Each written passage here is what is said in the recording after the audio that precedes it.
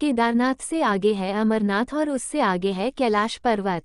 कैलाश पर्वत शिवजी का मुख्य समाधिस्थ होने का स्थान है तो केदारनाथ विश्राम भवन हिमालय का कण कण शिव शंकर का स्थान है।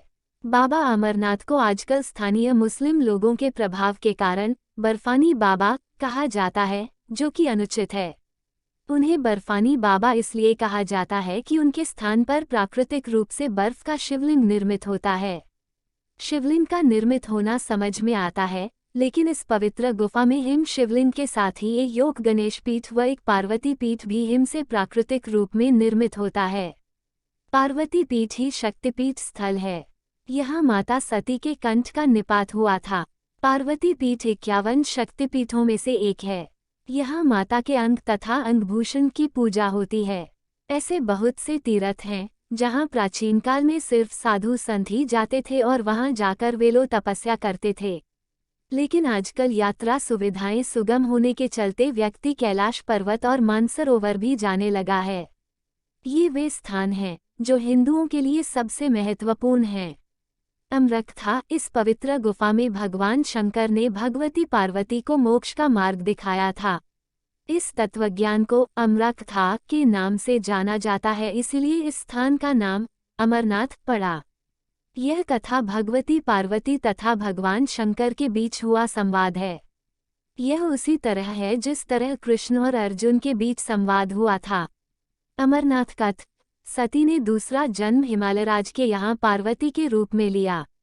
पहले जन्म में वे दक्ष की पुत्री थी तथा दूसरे जन्म में वे दुर्गा बनी।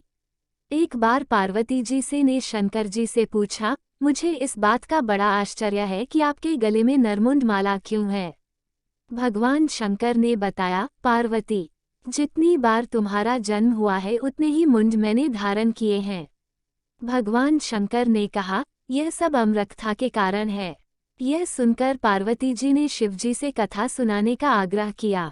बहुत वर्षों तक भगवान शंकर ने इसे टालने का प्रयास किया, लेकिन जब पार्वती की जिज्ञासा बढ़ गई तब उन्हें लगा कि अब कथा सुना देना चाहिए।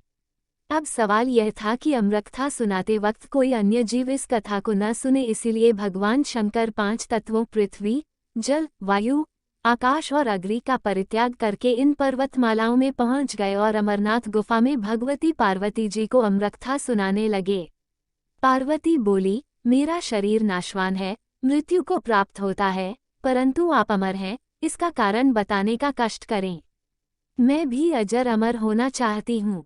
भगवान शंकर ने कहा, यह सब अमरकथा के कारण है। भगवान शंकर ने इसे टालने का प्रयास किया, लेकिन जब पार्वती की जिज्ञासा बढ़ गई तब उन्हें लग।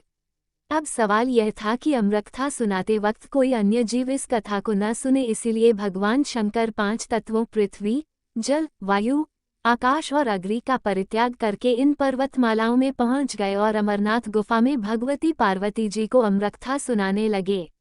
अमरनाथ गुफा की ओर जाते हुए वे सर्वप्रथम पहलगाम पहुंचे, जहां उन्होंने अपने नंदी बैल का परित्याग किया। तत्पश्चात चंदनवाड़ी में उन्होंने अपनी जटा केशों से चंद्रमा को मुक्त किया। शेषनाग नामक झील पर पहुंचकर उन्होंने अपने गले से सर्पों को भी उतार दिया। प्रिय पुत्र श्री गणेश जी को भी उन्होंने महागुनस पर्वत पर छोड़ देने का निश्चय किया। फिर पंचतरणी पहुंचकर शिवजी ने 5 तत्वों का परित्याग किया। सब कुछ छोड़कर अंत में भगवान शिव ने इस अमरनाथ गुफा में प्रवेश किया और पार्वती जी को अमरकथा सुनाने लगे। शुकदेव, जब भगवान शंकर इस अमृत ज्ञान को भगवती पार्वती को सुना रहे थे तो वहां एक शुक हरा कटफोड़वा या हरी कंठी वाला तोता का बच्चा भी यह ज्ञान सुन रहा था। पार्वती कथा सुनने के बीच बीच में हुंकारा भरती थी। पार्वती जी को कथा सुनते सुनते नींद आ गई और उनकी जगह पर वहां बैठे एक शुक ने हुंकारी भरना प्रारंभ कर दिया। जब भगवान शिव को यह बात ज्ञात हुई तब वे शुक को मारने के लिए दौड़े और उसके पीछे अपना त्रिशूल छोड़ा। शुक जान बचाने के लिए तीनों लोकों में भागता रहा। भागते भागते वह व्यास जी के आश्रम में आया और सूक्ष्म रूप बनाकर उनकी पत्नी वटिका के मुख में घुस गया। वह उनके गर्भ में रह गया। ऐसा कहा जाता है कि ये 12 वर्ष तक गर्भ के बाहर ही नहीं निकले। जब भगवान श्री कृष्ण ने स्वयं आकर इन्हें आश्वासन दिया कि बाहर निकलने पर तुम्हारे ऊपर माया का प्रभाव नहीं पड़ेगा, तभी ये गर्भ से बाहर निकले और व्यास जी के पुत्र कहलाए। गर्भ में ही इन्हें वेद, उपनिषद, दर्शन और पुराण आदि का सम्यक ज्ञान हो गया था। जन्मते ही श्री कृष्ण और अपने माता पिता को प्रणाम करके इन्होंने तपस्या के लिए जंगल की राह ली। यही जगत में शुकदेव मुनि के नाम से प्रसिद्ध हुए। पवित्र युगला कबूतर। श्री अमरनाथ की यात्रा के साथ ही कबूतरों की कथा भी जुड़ी हुई है। इस कथा के अनुसार एक समय महादेव संध्या के समय नृत्य कर रहे थे कि भगवान शिव के गण आपस में ईर्ष्या के कारण कुरु कुरु शब्द करने लगे। महादेव ने उनको श्राप दे दिया कि तुम दीर्घकाल तक यह शब्द कुरु कुरु करते रहो। तदुपरांत वे रुद्रोरूपी गण उसी समय कबूतर हो गए और वहीं उनका स्थायी निवास हो गया। माना जाता है कि यात्रा के दौरान पावन अमरनाथ गुफा में इन्हीं दोनों कबूतरों के भी दर्शन होते हैं। यह आश्चर्य ही है कि जहां ऑक्सीजन की मात्रा नहीं के बराबर है और जहां दूर दूर तक खाने पीने का कोई साधन नहीं है, वहां ये कबूतर किस तरह रहते होंगे। यहाँ कबूतरों के दर्शन करना शिव और पार्वती के दर्शन करना माना जाता है। गुफा में हिमलिंग स्थापित होने की कथा। पार्वती जी भगवान सदाशिव से कहती हैं, प्रभु, मैं अमरेश महादेव की कथा सुनना चाहती हूँ। मैं यह भी जानना चाहती हूँ कि महादेव गुफा में स्थित होकर अमरेश क्यों और कैसे कहलाए। सदाशिव भोलेनाथ बोले, देवी, आदिकाल में ब्रह्मा, प्रकृति, स्थावर, पर्वतादि, जंगल, मनुष्य, संसार की उत्पत्ति हुई। इस क्रमानुसार देवता, ऋषि, पितर, गंधर्व, राक्षस, सर्प, यक्ष, भूतगण, कूष्मांड, भैरव, गीदड़, दानव आदि की उत्पत्ति हुई।